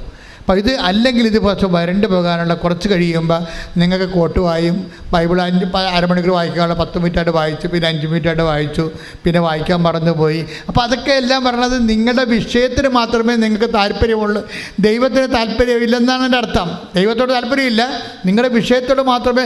ഇതൊരു അപകടമാണ്. ഇതിനെങ്കിൽ നിങ്ങൾ ആർക്കെങ്കിലും അങ്ങനെ ഒരു തെറ്റിൽ പോയിട്ടുണ്ടെങ്കിൽ നിങ്ങൾ തിരിച്ചു വരണമെന്ന് എൻ്റെ അഭിപ്രായം. എന്താ കാര്യം വെച്ച് കഴിഞ്ഞാൽ, ദൈവം ഒരു മനുഷ്യൻ്റെ ദുഃഖവും ദുരിതവും വേദനയും രോഗവും പട്ടിണിയും കടപ്പാടും കഷ്ടപ്പാടും ഇങ്ങനെയുള്ള എല്ലാ വിഷയങ്ങളോടും കറക്റ്റായിട്ട് ഈസിയായിട്ട് സ്പോണ്ടേനിയസ് ആയിട്ട് സ്വയം പ്രേരിതമായിട്ട് ആക്ടിവിറ്റി ചെയ്യും. അതാണ് നമ്മൾ ഈ വിധവയുടെ മകനെ കാണുമ്പോൾ അവൻ്റെ അമ്മ വിധവയാണ്, ഭർത്താവ് മരിച്ചതെന്ന് കർത്താവിനറിയാം. അവൻ യുവാവാണ്, അവന് ജീവിതം ഉണ്ടെന്നറിയാം. ഇനിയും അതുപോലെ തന്നെ ഇവനക്ക് വേല എടുത്ത് കൊടുക്കാൻ അവൻ മാത്രമേ ഉള്ളെന്നറിയാം. ഇങ്ങനെ കുറേ ഹ്യൂമൻ ഗ്രൗണ്ട് ഓഫ് റീസൺസ് ഉള്ളത് കൊണ്ടാണ് ദൈവം പ്രാർത്ഥിക്കാതെ അവൻ്റെ മേൽ ഇടപെട്ടത്. അത് ദൈവത്തിൻ്റെ പരിപാലനയുടെ ഭാഗമാണ്. പക്ഷേ ഇത്തരം പരിപാലനകൾ നിലനിർത്തിക്കൊണ്ടു പോകാൻ എന്താ മാർഗം? ഇത്തരം പരിപാലനകൾ നിലനിർത്തിക്കൊണ്ടു പോകാനുള്ള മാർഗം നമ്മൾക്കും ആ ദൈവത്തോടുള്ള അടുപ്പവും അതുപോലെ തന്നെ ആത്മബന്ധവും ഒരു താൽക്കാലികമായ അവസ്ഥയിൽ നിലനിർത്താതെ ദൈവം ഉള്ളിടത്തോളം കാലം, നമ്മുടെ ആത്മാവ് ഉള്ളിടത്തോളം കാലം ദൈവം നമ്മളെ അഡ്രസ്സ് ചെയ്ത് ജീവിക്കേണ്ട ഒരാളാണെന്ന ബോധ്യത്തിൽ ദൈവസ്നേഹത്തിൽ നിങ്ങളുടെ വിശ്വാസം പ്രഖ്യാപിക്കാൻ ഒരു മാനസികാവസ്ഥ രൂപപ്പെടുത്തിയെടുത്താൽ, ഇപ്പം തന്നെ ഞാൻ ചതോർക്കുകയും ഇപ്പം 10 താലന്ത് കൊടുത്ത ആൾക്കാരുണ്ട് ബൈബിളിൽ, 2 താലന്ത് കിട്ടിയ ആൾക്കാരുണ്ട്. Take the word of God 25 Mathai 25:18. 1 താലന്ത് കിട്ടിയ ആൾക്കാരുണ്ട് ഇല്ലേ? എന്തുകൊണ്ടാണ് ഇവർക്ക് ഇങ്ങനെ കൊടുത്തത്? എല്ലാവർക്കും ഒരുപോലെ കൊടുക്കാൻ പാടില്ലേ? This is my question, my private question. ഒരു സ്വകാര്യ ചോദ്യമാണ്. കർത്താവിൻ്റെ കഥയിൽ പറഞ്ഞിരിക്കണത് എന്താണ്? അനുഭവമാണല്ലോ കഥയായിട്ട് മാറണത്. എന്താ കഥയിൽ പറഞ്ഞിരിക്കണത്? മത്തായി 25 അധ്യായം 14 മുതലുള്ള തിരുവചനങ്ങൾ. മത്തായി 25:14 മുതൽ. ഒരുവൻ യാത്ര പുറപ്പെടുന്നതിന് മുമ്പ് ഭൃത്യന്മാരെ വിളിച്ച് തൻ്റെ സമ്പത്ത് അവരെ ഭരമേൽപ്പിച്ചതുപോലെയാണ് സ്വർഗരാജ്യം. ദൈവരാജ്യത്തെക്കുറിച്ച് പറയണതാണ്. അവൻ ഓരോരുത്തൻ്റെയും കഴിവനുസരിച്ച് ഒരുവന് 5 താലന്തും മറ്റൊരുവന് 2ഉം വേറൊരുവന് 1ഉം കൊടുത്ത ശേഷം യാത്ര പുറപ്പെട്ടു. അപ്പോൾ താലന്ത് പറഞ്ഞ സ്വർണ്ണ നാണയമാണ്. ഒരുത്തിന് എന്ത് കൊടുത്ത്? ഒരുത്തിന് 5, വേറൊരുത്തിന് 2, വേറൊരുത്തിന്. എങ്ങനെയാണ്? കഴിവനുസരിച്ചാണ്. സിവിൽ പോയിൻ്റ് നോക്കിയിട്ട് കൊടുത്തിരിക്കുകയാണ്. ബാങ്കുകാർ പറയണ സിവിൽ പോയിൻ്റ് ഇല്ലേ എന്ന് വെച്ചാൽ തിരിച്ചടക്കാനുള്ള കഴിവേ. തിരിച്ചടക്കണത് ഭയങ്കര പ്രശ്നമാണ്. ബാങ്കിൽ മാത്രമല്ല, ദൈവത്തിലും തിരിച്ചടവിന് പ്രശ്നം. സ്പോണ്ടേനിയസ് ആണെന്ന് പറഞ്ഞിട്ട് കാര്യമില്ല. തിരിച്ചടവുണ്ടോ ഇല്ല എന്ന് നോക്കും ദൈവം. ഓരോരുത്തരുടെയും കഴിവനുസരിച്ചാണ്, റീഫണ്ടിങ് കപ്പാസിറ്റി നോക്കിയിട്ടാണ് ദൈവം അനുഗ്രഹം കൊടുക്കണത്. ഈ ഉടമ്പടി എന്താ ചെയ്യണമെന്ന് വെച്ച് കഴിഞ്ഞാൽ നിങ്ങളുടെ റീഫണ്ടിങ് കപ്പാസിറ്റി കൂട്ടും. നിങ്ങൾ വെറുതെ പ്രാർത്ഥിച്ച കൊണ്ട് കാര്യമില്ല. വെറുതെ പ്രാർത്ഥിക്കുന്നത് അല്ലെങ്കിൽ പ്രാർത്ഥിച്ച് എന്തെങ്കിലും വിഷയം ബൈബിൾ എടുത്ത് വായിക്കുന്നതിനേക്കാളും ഇത് ക്ലെയിം ഉള്ളത് എന്താണ്? നമ്മളതിനകത്ത് ഇൻവെസ്റ്റ് ചെയ്യുന്നുണ്ട്, റീഫണ്ട് ചെയ്യുന്നുണ്ട്, തിരിച്ച് ദൈവം അത് പ്രതീക്ഷിക്കുന്നുണ്ട്. ഉറപ്പല്ലേ? അനുഗ്രഹം തരിക മാത്രമല്ല, ദൈവം തിരിച്ചെന്തോ പ്രതീക്ഷിക്കുന്നുണ്ട്. തന്ന അനുഗ്രഹത്തിൻ്റെ ഇരട്ടി തിരിച്ച് പ്രതീക്ഷിക്കുന്നുണ്ട്. എന്താണ് അതിലാണ് ഓരോരുത്തരുടെയും കഴിവനുസരിച്ച് എന്ന് പറയണത്. വചനം എത്രയാണത്?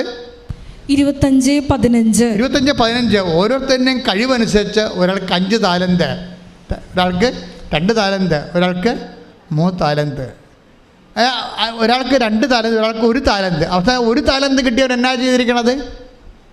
മത്തായി 25:18. എന്നാൽ 1 താലന്ത് ലഭിച്ചവൻ. മത്തായി 25:18. എന്നാൽ 1 താലന്ത് ലഭിച്ചവൻ പോയി നിലം കുഴിച്ച് യജമാനന്റെ പണം മറച്ചു വെച്ചു. ഈ കക്ഷിക്ക് അറിയാവുന്ന കാര്യം ഇതാണ് ആകപ്പാടെയുള്ളത്. വേറെ ഒരു പരിപാടി അറിയത്തില്ല. എന്നിട്ട് മാറിക്കിടന്ന് മൂക്കറ്റം തിന്നിട്ട് ഉറങ്ങും. അത്രേ ഉള്ളൂ. കുഴിച്ചിടുന്ന പാർട്ടിയാണ്. അതായത് ഈ ഉടമ്പടി എടുത്തിട്ട് പിന്നെ കുഴിച്ചിടുന്ന ക്രിസ്ത്യാനികളെ കെട്ടിക്കഴിഞ്ഞാൽ ദൈവം അവനെ പിടിച്ച് കുഴിച്ചിടാൻ സാധ്യതയുണ്ട്. എന്താ പറഞ്ഞത്, ഈ ഉടമ്പടി എടുത്തു കഴിഞ്ഞാൽ പിന്നെ നമ്മൾ കിട്ടിയ അനുഗ്രഹത്തെ കിട്ടിയ അത് ഇരട്ടിപ്പിക്കാൻ നോക്കണം. ഇത് അനുഗ്രഹമായാലും സൽപ്രവൃത്തി ആയാലും ദൈവം ഇരട്ടിയാണ് ആഗ്രഹിക്കുന്നത് തിരിച്ച്. അതുകൊണ്ട് ഈശോയുടെ രീതിയെല്ലാം അങ്ങനെയാണ്.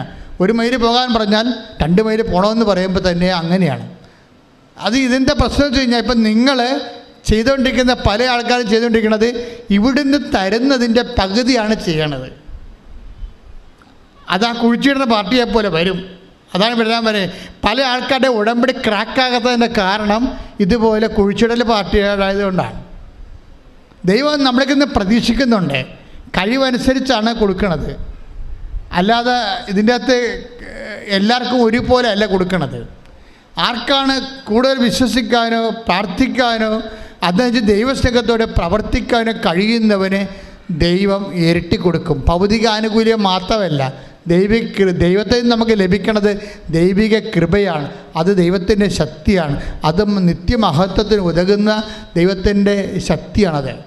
അപ്പം അതുകൊണ്ട് തന്നെ എൻ്റെ സഹോദരങ്ങൾ, ഒരു കാരണം മാന്യം കൂടാതെ, സൽപ്രവൃത്തികളിൽ മാന്യം കൂടാതെ, take the word of God, സ്തുതിക്കട്ടെ, ഹല്ലേലൂയ. വായിച്ചോളൂ.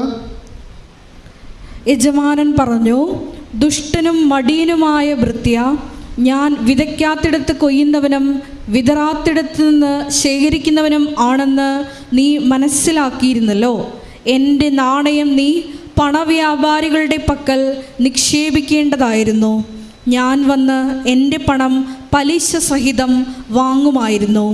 ആ താലന്ത് അവനിൽ നിന്നെടുത്ത് 10 താലന്തുള്ളവന് കൊടുക്കുക, ഉള്ളവന് നൽകപ്പെടും. ദുഷ്ടനും മടിയനുമായ ഭൃത്യനിൽ നിന്ന് ഉള്ളത് കൂടി എടുക്കുകയാണ്. ഇതാണ് പ്രശ്നം. ഇത് നമ്മളുടെ ജീവിതത്തിൽ നമ്മൾ നേരെ ചൊവ്വേ കാണുന്ന വിഷയങ്ങളാണ്. പല ആൾക്കാർ ഉടമ്പടി എടുത്തിട്ട് പകുതിക്കിട്ട് കളഞ്ഞില്ലേ, പകുതിക്കിട്ട് കളഞ്ഞവരൊക്കെ ഇത് കേൾക്കുമ്പോൾ തിരിച്ച് അനേകം ആയിരക്കണക്കിന് ആൾക്കാരാണ് ആദ്യ കാലങ്ങളിൽ വന്നിട്ട് ഉടമ്പടി എടുത്തിട്ട് കാര്യം മനസ്സിലാകാതെ കുറച്ച് ചെയ്യാതെ പോണത്. അവർ കാര്യം മനസ്സിലാക്കി ഇപ്പോൾ ആൾക്കാർ ഒത്തിരി പേര് ഉടമ്പടി എടുത്തവർ രക്ഷപ്പെട്ട് കഴിഞ്ഞപ്പോഴാണ് അവർ വീണ്ടും ഉടമ്പടി കാര്യങ്ങൾ മനസ്സിലാക്കി രണ്ടാമത് പുതുക്കി ഭംഗിയായിട്ട് കൊണ്ടുപോകണത്.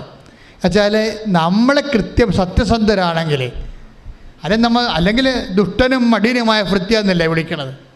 അപ്പം സ്വാഭാവികമായിട്ടും ഉടമ്പടിയിലുള്ള സൽപ്രവൃത്തികൾ ദൈവസ്നേഹത്തോടെ തന്നെ ചെയ്യണം. ഇപ്പം തന്നെ എഡ്വിൻ സാറിൻ്റെ സാക്ഷ്യം മിനിരാജൻ എന്താ പറയണത്, സാറിനോട് പറഞ്ഞപ്പോൾ സാറാണ് എന്നെ വന്ന് വിളിച്ചത്. ഞാൻ എങ്ങനെയാണ് സാറേ ആലപ്പുഴ പോകണമെന്ന് ചോദിക്കുമ്പോൾ ഞാൻ നിന്നെ കൊണ്ടുപോകാം, വണ്ടി സ്ഥലമുണ്ടെന്ന് പറഞ്ഞ് കൊണ്ടുപോകണമെന്നില്ല. കണ്ടില്ലേ, അതൊക്കെ പ്രേക്ഷിത പ്രവർത്തനങ്ങളാണ്. അപ്പോൾ ഇനി അവളോട് ചോദിക്കുമ്പോൾ അവൾ ചോദിക്കും, ഇനി ഈ സംസാരിക്കാതെ അപ്പുറത്ത് അപ്പനും അമ്മയും സംസാരിക്കാത്ത ആളാണെങ്കിൽ മക്കളെ ഇനി ഊമ്പരായി കഴിഞ്ഞാൽ ജനിച്ച എന്ത് ചെയ്യും സാറേ? അത് കുഴപ്പമില്ലേ, ഞാൻ ഉടമ്പടി പുതുക്കുമ്പോൾ നിൻ്റെ മകൻ്റെ കാര്യം കൂടി വെച്ചേക്കാം. അപ്പോൾ ഇതാണ് മെൻഡർ എന്ന് പറയണത്. ഇതുപോലെ കൊടുത്തവൻ അതിനെ ഇരട്ടിയാക്കുന്നുണ്ട് പ്രേക്ഷിത പ്രവർത്തനങ്ങളിലൂടെ. ചില ആൾക്കാർ കാര്യങ്ങൾ അറിയാൻ പാടില്ലാതെ, എനിക്ക് ചില സമയത്ത് ഇവിടെ വന്ന് ചോദിക്കണം, കേൾക്കാം, ഈ ഉടമ്പടി തൈലം എന്താണ് ചെയ്യേണ്ടത്? കൊള്ളാം. അപ്പോൾ ക്ലാസ്സിൽ ഉറങ്ങിയിരുന്നു, അവിടെ മുകളിൽ പോയിരുന്ന് ഉറങ്ങിയിട്ട് ഇത് എന്ത് ചെയ്യണമെന്ന് ആകാശത്തൊന്നും അറിയാതെ തിരിയും പിടിച്ചുകൊണ്ട് തീപ്പിശാച്ചപ്പോൾ അങ്ങടിക്കണം നടക്കണം കാണാൻ ചില ആൾക്കാർ. അപ്പോൾ ഇങ്ങനെയുള്ള അലപരാധികളെ ഉടമ്പടി എടുത്തിട്ടുണ്ട്. അപ്പം നിങ്ങൾ ആർക്കെങ്കിലും തെറ്റിപ്പോയിട്ടുണ്ടെങ്കിൽ നിങ്ങൾ ഇന്ന് പോലെ കറക്റ്റ് ചെയ്യാൻ വേണ്ടിയാണ് അച്ഛൻ ശാസിക്കുന്നത്, അല്ല നിങ്ങളെ വഴക്കിടുകയല്ല. നിങ്ങളെ ശാസിക്കുന്നതിൻ്റെ കാര്യത്തിൽ കറക്റ്റ് ചെയ്താൽ നിങ്ങൾക്ക് നിങ്ങളുടെ വിഷയം നടക്കും, ദൈവത്തിനെയും കിട്ടും. അതാണ് ഉടമ്പടി എടുത്താൽ 2 കാര്യങ്ങളുണ്ട്. നിങ്ങൾക്ക് നിങ്ങളുടെ വിഷയം നടക്കും, പിന്നെ എന്താണ്, ദൈവത്തിനെയും കിട്ടും. പിന്നെ ദൈവത്തിനെ കിട്ടിക്കഴിഞ്ഞാൽ നമുക്കറിയാമല്ലോ ആത്മധൈര്യമുണ്ടാകും. കഴിഞ്ഞ ദിവസങ്ങളൊരു സാക്ഷ്യം ഉണ്ടായി, ശ്രുതിക്കട്ടെ, ഹല്ലേലൂയ. ആർക്കെല്ലാം രോഗമുണ്ടോ, ആർക്കെല്ലാം വിഷമമുണ്ടോ, അവിടെ മുമ്പിലെല്ലാം പ്രത്യക്ഷപ്പെട്ടുകൊണ്ട് സഞ്ചാരി മാതാവ് ഈ ദുരന്തമുണ്ടാകാമ്പോൾ പ്രാർത്ഥിക്കണമെന്ന് പറഞ്ഞ് അമ്മ നമ്മളെക്കൊണ്ട് ലോകത്തെ കൊണ്ട് പ്രാർത്ഥിപ്പിച്ചുകൊണ്ട് ലോകത്തെ വിശുദ്ധീകരിക്കുകയും ശക്തീകരിക്കുകയും സംരക്ഷിക്കുകയും ചെയ്യുന്ന വലിയ കാലഘട്ടത്തിലെ കാർപ്പോടുകൂടി കർത്താവ് ശ്രദ്ധിക്കട്ടെ, ഹല്ലേലൂയ. പരമദിവ്യകാരുണ്യത്തിന് ഞാൻ പറഞ്ഞു വരുന്നത് ഇതാണ് മക്കളെ. ആ മത്തായിയുടെ ശ്രീകാരുടെ സുവിശേഷം 25:18 എന്തുകൊണ്ടാണ് യവനെ ദൈവം 1 താലന്ത് മാത്രം കൊടുത്തത്? മറ്റുള്ളവർക്ക് 5ഉം 2ഉം കൊടുത്തപ്പോൾ ഈ കക്ഷിക്ക് എന്താ 1 കൊടുത്തത്? അവൻ കുഴിച്ചിടുമെന്ന് ദൈവത്തിന് നേരത്തെ അറിയാം, ദൈവമല്ലേ വിഷയം. അവൻ കുഴിച്ചിടുമെന്ന് ഈ സംഭവം ഒരു സംഭവം നടക്കത്തില്ല, ചുമ്മാ മടിയെ അഭ്യാസം കാണിക്കാൻ വേണ്ടി ഉടമ്പടി എത്തിയിരിക്കുകയാണെന്ന് വിചാരിച്ചുകൊണ്ട് അവൻ കുഴിച്ചിടുമെന്ന് ദൈവത്തിന് അറിയാം. അതുകൊണ്ടാണ് ആളെന്തരം നോക്കിയ ദൈവം പെരുമാറിയിരിക്കുന്നത്. ഒരെണ്ണമാണ് കൊടുത്തിരിക്കുന്നത്. പോയാലും ഒന്നല്ലേ പോകത്തുള്ളൂ, ആ രണ്ടെണ്ണം പോകത്തില്ലല്ലേ. എപ്പോഴും നമ്മൾ മനസ്സിലാക്കണം, ദൈവം ഈ ആളെ നോക്കും ആദ്യം തന്നെ. നാളെ എന്ത് സംഭവിക്കും, നാളെ എന്താ സംഭവിക്കണം. മിനിരാജൻ എന്താ പറയണത്? ഞാൻ ഉടമ്പടി ജീവിക്കാൻ പോവുകയാണ്. അപ്പോൾ അവൾ അതങ്ങനെ ചെയ്യുമെന്ന് ദൈവത്തിന് അറിയാം, അങ്ങനെ അവൾ ചെയ്യുമെന്ന് ദൈവത്തിന് അറിയാം. അതുപോലെ തന്നെ നമ്മൾ നാളെ ഈ ഉടമ്പടിയുമായിട്ട് പോകുമ്പോൾ എന്താണ് നമ്മൾ ചെയ്യണമെന്ന് ദൈവത്തിന് നേരത്തെ അറിയാം. ഇപ്പം ഞാൻ ചില സമയത്ത് ഞാൻ ചില സമയത്ത് ബൈബിൾ വായിക്കുമ്പോൾ ഞാൻ ചിരിക്കും. സാധാരണ ബൈബിൾ വായിക്കുമ്പോൾ ചിലപ്പോൾ കരയുകയും ചെയ്യും. ബൈബിൾ അങ്ങനെ ഒരു പുസ്തകമാണ്. കർത്താവിൻ്റെ ഫീലിങ്ങിലോടുകൂടി നമ്മൾ പോകുമ്പോൾ ചിലപ്പോൾ കരഞ്ഞുകൊണ്ടിരിക്കും നമ്മൾ, ചിലപ്പോൾ ചിരിക്കും, ചിലപ്പോൾ വിസ്മയിക്കും, ചിലപ്പോൾ അന്തം വിട്ടു പോകും. ബൈബിൾ അങ്ങനെ ഒരു സംഭവമാണ്. അതെന്ത് സംഭവിച്ചു? ഞാനൊരു സമയം ബൈബിൾ വായിച്ചോ ചിരിച്ച്. എനിക്കറിയാം, എനിക്ക് ദൈവത്തിൻ്റെ സ്വഭാവം അറിയാവില്ല. കാര്യം കർത്താവ് ആ വീട്ടിൽ ചെന്നിരിക്കണതാണ്. ആരുടെ? പത്രോസിൻ്റെ വീട്ടിൽ. പത്രോസിൻ്റെ വീട്ടിൽ ചെന്നപ്പോൾ എന്നാ സംഭവിച്ചിരിക്കണത്? പത്രോസിൻ്റെ ഭാര്യയുടെ അമ്മ വലിയ കൊടിയ പനി പിടിച്ച് ഡെങ്കി അടിച്ച് കിടപ്പാണ് പാർട്ടി. വലിയ പനി പിടിച്ച് കിടക്കുകയാണ്. പക്ഷേ അമ്മയ്ക്ക് ഈശോയ്ക്കറിയാം എന്താ സംഭവം. ഇവരെഴുന്നേറ്റാൽ തീർച്ചയായിട്ടും ഒരു ഗ്ലാസ് വെള്ളം ആ വീട്ടിൽ നിന്ന് കിട്ടാൻ സാധ്യതയുണ്ട്. ക്ലിയറാണ്, അത് ക്ലിയറാണ്, എൻ്റെ സംശയമില്ല. എൻ്റെ അത് എഴുതിയിട്ടുണ്ടായിരുന്നു, ഇല്ലാത്തൊന്നും ഞാൻ പറഞ്ഞിട്ടില്ല. അവരെ അങ്ങനെ ഒരു നല്ല സ്ത്രീയാണ്. കാര്യം വെച്ച് കഴിഞ്ഞാൽ ചിലർ പറയും പത്രോസിൻ്റെ ഭാര്യ നേരത്തെ മരിച്ചുപോയി, മക്കളെ നോക്കിയത് മദറിൻലോയാണ് എന്ന് പറയും. എനിവേ നോക്കിയല്ലോ. ഇനി ഭാര്യ ഉണ്ടായാലും കർത്താവിൻ്റെ ജോലിക്ക് വേണ്ടി പത്രോസ് പോയപ്പോൾ ഈ ഭാര്യനെയും മക്കളെ നോക്കിയതാരാണ്? ആ ചെടുത്തിയാണ്. ആ ചെടുത്തി ബേസിക്കലി നല്ല പ്രഷിതയാണ്. അവർ പനി പിടിച്ചാണ് കിടക്കണമെന്നുണ്ടെങ്കിലും അവർ എഴുന്നേറ്റ് കഴിഞ്ഞപ്പോൾ ഉടനെ ചെയ്ത പരിപാടി എന്താണ്? അവരെ ശുശ്രൂഷിച്ചു. Take the bed of God. ശ്രുതിക്കട്ടെ. ഹല്ലേലൂയ. ലൂക്ക 4:39. അവൻ അവളുടെ അടുത്തെത്തി പനിയെ ശാസിച്ചു. അത് അവളെ വിട്ടുമാറി. ഉടനെ അവൾ എഴുന്നേറ്റ് അവരെ ശുശ്രൂഷിച്ചു. ഇതാണ് പ്രശ്നം. നമുക്ക് പലർക്കും ഇല്ലാത്തൊരു വിഷയമാണ്. പനി കഴിഞ്ഞതല്ലേ ഉള്ളൂ, ഇനി 2 ആഴ്ച കഴിഞ്ഞിട്ട് ശുശ്രൂഷിക്കാമെന്ന് പറഞ്ഞ് കിടന്നുണ്ടാക്കും. ഇല്ല വിഷയം ഇതല്ലേ. ശുശ്രൂഷിക്കാൻ മനസ്സില്ലാത്തവരെ സംബന്ധിച്ചിടത്തോളം പനിയല്ല, പണ്ടാരം വിട്ടു മാറിയാലും കൈയനങ്ങത്തില്ല അവരുടെ. ഈ ചേർത്തി കുറച്ച് ബെറ്ററാണ്. എന്താ പറയണത്? പനി അവരെ വിട്ടുമാറി. ഇതെന്താ ചെയ്തത്? ഉടനെ അവൾ എഴുന്നേറ്റ് അവരെ ശുശ്രൂഷിച്ചു. അപ്പം നമ്മുടെ ഒരു ആവശ്യം കഴിഞ്ഞു കഴിഞ്ഞാൽ, ഒരു സങ്കടം കഴിഞ്ഞാൽ ഉടനെ ശുശ്രൂഷ മൈൻഡുള്ളവരെ സംബന്ധിച്ചിടത്തോളം ആവതുണ്ടെങ്കിൽ, ഇത്തിരി ആവത് കിട്ടിയ, തല പൊങ്ങി കിട്ടിയ അവർ കർത്താവിൻ്റെ ജോലി ചെയ്യും. ഉടമ്പടി എടുത്ത എൻ്റെ ദൈവത്തിൻ്റെ പൈതലെ സത്യകീയ, നിൻ്റെ തല അല്പം പൊങ്ങിയ അപ്പം കർത്താവിൻ്റെ പേര് നീ ചെയ്യുമെങ്കിൽ അത് നീ ചെയ്യുമെന്ന് കർത്താവ് മുൻകൂട്ടി അറിയാമെങ്കിൽ ദൈവം ഇന്ന് ഇപ്പം ഇവിടെ നിന്നെ അനുഗ്രഹിച്ചിരിക്കും. കൈയിട്ടിച്ച് കർത്താവ്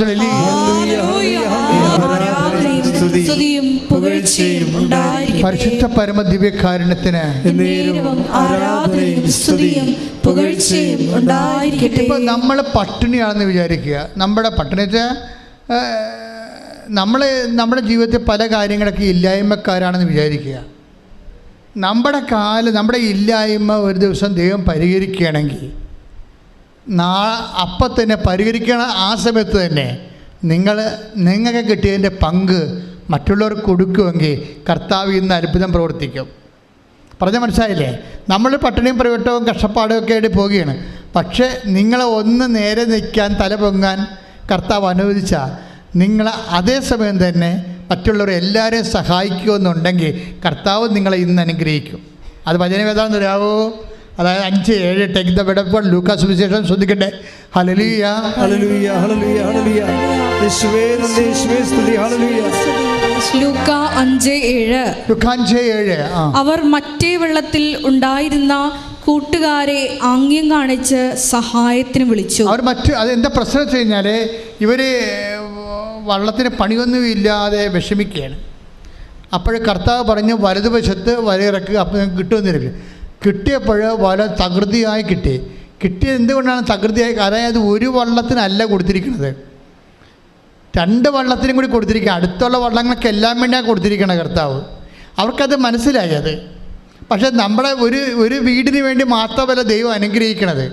ദൈവം നിങ്ങളുടെ ബുദ്ധി നിങ്ങളെ അനുഗ്രഹിക്കുമ്പോൾ നിങ്ങളുടെ അമ്മയുടെ അനിയത്തിമാർ, ചേട്ടത്തിമാർ, ചേട്ടന്മാർ, അയൽവാസികൾ, അന്യമതസ്ഥർ, അയൽവാസികളുമായി നമ്മുടെ നാട്ടിൽ താമസിക്കുന്ന, നമ്മുടെ കൂടെ താമസിക്കുന്ന പാവപ്പെട്ടവർ എല്ലാവരെയും ഉദ്ദേശിച്ചുകൊണ്ടാണ് ദൈവം നമ്മൾ അനുഗ്രഹിക്കണത്. ഈ ഒരു ബോധം ഉണ്ടാകണം.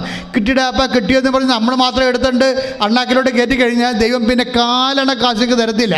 ദൈവത്തിൻ്റെ അനുഗ്രഹത്തിൻ്റെ മൈൻഡ് സെറ്റ്, ദൈവത്തിൻ്റെ മനസ്സറിയണം.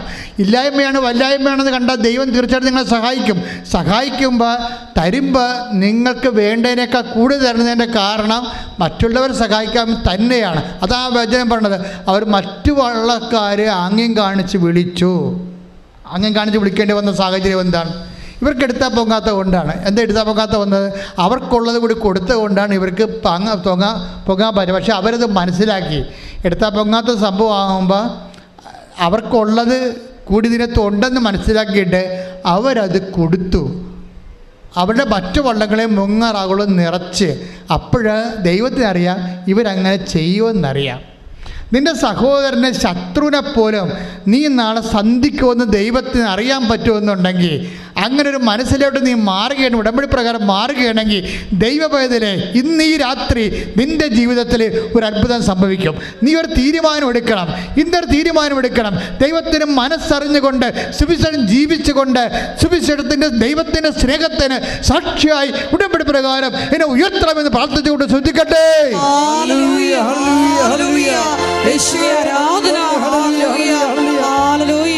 കർത്താവിൻ്റെ കാലത്ത് നടന്ന ദൈവത്തിൻ്റെ മനസ്സലിവിൻ്റെ അനുകമ്പാരിതമായ പരസ്നേഹ ഉപവിപ്രവർത്തനങ്ങൾ എല്ലാ കാലങ്ങളിലും സൂര്യൻ അസ്തമിക്കണവരെ നടക്കണമെന്ന് ദൈവത്തിന് ആഗ്രഹമുള്ളത് കൊണ്ടാണ് കർത്താവ് പറഞ്ഞത്. എന്താണ്?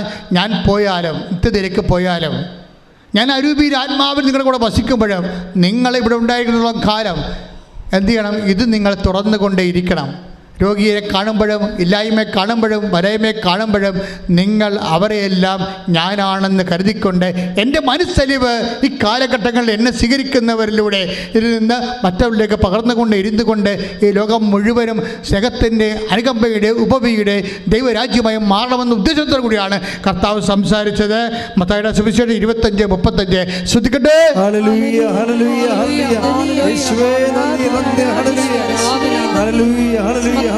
25:35 മുതലുള്ള തിരുവചനങ്ങൾ.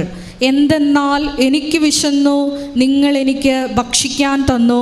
എനിക്ക് ദാഹിച്ചു, നിങ്ങൾ കുടിക്കാൻ തന്നു. ഞാൻ പരദേശിയായിരുന്നു, നിങ്ങൾ എന്നെ സ്വീകരിച്ചു. ഞാൻ നഗ്നനായിരുന്നു, നിങ്ങൾ എന്നെ ഉടുപ്പിച്ചു. ഞാൻ രോഗിയായിരുന്നു, നിങ്ങൾ എന്നെ സന്ദർശിച്ചു. ഞാൻ കാരാഗൃഹത്തിലായിരുന്നു, നിങ്ങൾ എൻ്റെ അടുത്ത് വന്നു. ആർക്കെല്ലാം എന്തെങ്കിലും ചെയ്തോ, ആരെല്ലാം പട്ടിണിയും പരിവട്ടവും വിഷമവും വേദനയും കാരാഗ്രഹവുമായിട്ട് ഇവിടെ ജീവിക്കുന്നുണ്ട്, കണ്ണിൽ നിന്ന് കണ്ണീര് പൊടിക്കുന്നുണ്ട്, അവരെല്ലാം ഞാനാണെന്ന് പറഞ്ഞുകൊണ്ട് മനുഷ്യരാശിയുടെ കണ്ണീരിനോട് മാനുഷികമായ അജ്ഞതായിട്ട് പുലർത്താൻ വേണ്ടി മനുഷ്യാവതാരം ചെയ്തവൻ ഇന്ന് നിന്റെ കൂടെ ജീവിക്കുന്നുണ്ടെങ്കിൽ അവൻ്റെ കൈയായി കാലായി അവനായി നീ തുടരേണ്ട സുവിശേഷ ജോലിയാണ് ഉടമ്പടി നിന്നെ ഏൽപ്പിക്കുന്നത്. കൈയടിച്ച് കർത്താൻ. എൻ്റെ പ്രിയപ്പെട്ടവരെ, രോഗമുള്ളിടത്ത് കൈകൾ വെച്ചുകൊണ്ട് കൃപാസനത്തിന് ഈശോ തന്ന ഏറ്റവും വലിയ അഭിഷേകത്തിൻ്റെ ഒരു പ്രാർത്ഥനാ രൂപമാണ് രോഗമുള്ളിടത്ത് കൈകൾ വെച്ച് പ്രാർത്ഥിക്കണം. അനേകം മക്കളാണ് ഈ സമയത്ത് തീർത്ഥാടനത്തിൽ ഇവിടെ ഇരിക്കുന്നവരും ഓൺലൈനിൽ പ്രാർത്ഥിക്കുന്നവരും. അവരെപ്പോഴാണ് ഈ ആരാധന കൂടാൻ സൗകര്യം കിട്ടുന്നത് അപ്പോഴൊക്കെ അവർ സൗഖ്യപ്പെടുന്ന സന്ദേശങ്ങൾ സാക്ഷ്യം ഇവിടെ ഒന്ന് പറഞ്ഞിട്ട് നമുക്ക് കേട്ടിട്ടുണ്ട്, യൂട്യൂബിലുണ്ടത്. അതുകൊണ്ട് തന്നെ ആ ഒരു ബോധത്തിലും വിശ്വാസത്തിലും വേണം നിങ്ങൾ കൈവെക്കാൻ. നിങ്ങൾ കൈവെക്കുമ്പോൾ കർത്താവിൻ്റെ ആണിപ്പെടുത്താവുന്ന അത്ഭുതകരമാണെന്ന് നിങ്ങൾ മനസ്സിലാക്കണം. ആ കൈകൾ പ്രാർത്ഥിക്കുക. കർത്താവേ, എൻ്റെ കൈകളെ അങ്ങയുടെ ആണിപ്പെടുതാർന്ന അത്ഭുതകരങ്ങളായി അങ്ങ് മാറ്റണമേ. കർത്താവേ, കാറ്റിനെ ശാസിച്ച അങ്ങയുടെ കരങ്ങള് എന്റെ രോഗമുള്ളിടത്ത് ഇപ്പോൾ വയ്ക്കണമേ. കർത്താവേ, ലാസറിനെ ഉയർപ്പിച്ച അങ്ങയുടെ ശക്തമായ കരങ്ങള് എന്റെ രോഗമുള്ളിടത്ത് ഇപ്പോൾ വെക്കണമേ. അന്തന്റെ കണ്ണിനെ സ്പർശിച്ച അങ്ങയുടെ കരുണയുടെ കരങ്ങള് എന്റെ രോഗമുള്ളിടത്ത് ഇപ്പോൾ വെക്കണമേ. കാനായിലെ വെള്ളത്തെ വീഞ്ഞാക്കിയ അങ്ങയുടെ ആശീർവാദ കരങ്ങള് ഇപ്പോൾ എന്റെ മേൽ വയ്ക്കണമേ. പാപങ്ങള് എഴുതി തള്ളിക്കൊണ്ട് പാപിനോട് സംസാരിച്ചപ്പോൾ നിലത്തെഴുതിയ കർത്താവേ, അങ്ങയുടെ പാപക്ഷമയുടെ കരങ്ങള് ഇപ്പോൾ എന്റെ മേൽ വെക്കണമേ. അഞ്ചപ്പത്തെ ആശീർവദിച്ച് 5000 പേർക്കായി വിളമ്പിയ കർത്താവേ, അങ്ങയുടെ അപ്പത്തെ ആശീർവദിച്ച കരങ്ങള് എന്റെ ജീവിത ആവശ്യങ്ങളുടെ മേൽ ഇപ്പോൾ വെക്കണമേ. കർത്താവേ, ചെകിടന് തുറക്കപ്പെടട്ടെ കൽപ്പിച്ചുകൊണ്ട് എന്റെ ചെവികളിലെ വയ്ക്കപ്പെട്ട അങ്ങയുടെ സൗഖ്യകരങ്ങള് എന്റെ ശരീരത്തിലെ രോഗമുള്ളെടുത്ത് ഇപ്പോൾ വെക്കണമേ. ഉച്ചി മുതല് കാൽ വരെ അർശസ് രോഗങ്ങള്, അൾസർ രോഗങ്ങള്, വെരിക്കോസിന്റെ അസുഖങ്ങള്, വിസർപ്പ രോഗങ്ങള്, പിസിഒഡി രോഗങ്ങള്, ആന്തരിക സൗഖ്യങ്ങള്, അവയവങ്ങളുടെ സൗഖ്യങ്ങള്, ശ്വാസകോശ രോഗങ്ങള്, TB രോഗങ്ങള്, തൈറോയ്ഡ് രോഗങ്ങള്, സിസ്റ്റ് രോഗങ്ങള്, കല്ലുണ്ടാകുന്ന രോഗങ്ങള്, മരവിപ്പ് രോഗങ്ങള്, വാതരോഗങ്ങള്, യേശുവിന്റെ നാമത്തിൽ